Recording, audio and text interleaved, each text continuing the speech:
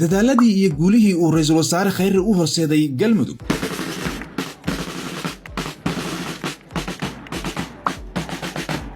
laba bilood iyo barka hore ra'iisul wasaare Khayre waxa uu Galmudug yimi iyadoo ay ahlu sunna iyo xalaal uu dagaal adag dhex maray oo aysan is arki karin balanbale iyo guraceel ay kala xirnaayeen Dhuusamareeb iyo Cadaado aan la istusi karin caabud waqan ay geesteeda fadhiday Galgaduud iyo Hiiraan meesha ay iska galaan uu dabka holciyay waliba dagaal sokeeye oo lagu hoobtay uu ka jiray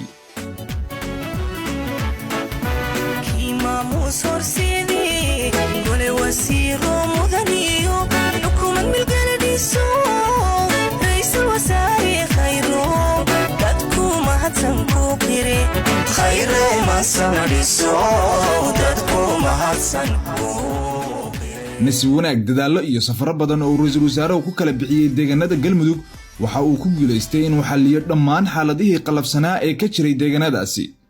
safaro qaatay muddo dheer oo ku maray Gaalkacyo ilaa Guraceel waxa uu noqday mid dadka reer Galmudug u horseeda nabad midnimo iyo dib u yeegleelida Galmudug cusub oo ay ku midaysan yihiin dhammaan beelaha wadadaga Galmudug dadii uu ra'iisul wasaaruhu joogay Galmudug waxa uu kumanaan ciidamo ah ka qoray xelaale caabud waaq Guraceel Dhuusamareeb balanbale Huurshe Cadaado iyo meelo kale kuwaasi oo ka mid noqonaya ciidamada xoogga dalka iyo ciidamada daraawiishta ee Galmudug waxa ay dhawaan xoreyn doonaan deegaanada ay kooxda al-shabaab kaga sugan yihiin Galmudug waxa sidoo kale la qaramiyay ciidamadii ahlu sunna iyadoo oo lagu sameeyay dubahabayn waxaana labadii bilood oo u dambeysay la siiyay mushaharaadkoodii iyo gunooyinkii ay xaq u lahaayeen waxa dhawaan furmaya shirweynaha dib u heshiisiinta oo isugu imanayaan dhammaan beelaha deegaanada Galmudug waxaana shirweynahani furi doona ra'iisul wasaare Khayre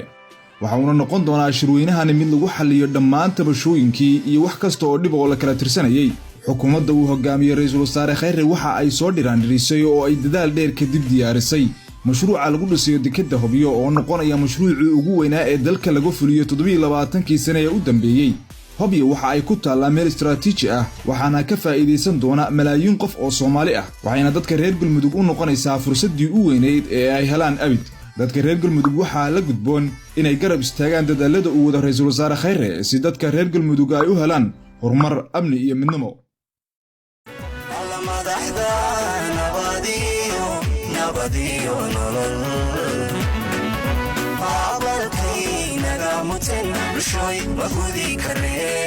bulshooy ma gudi kareen ducaan u marinayna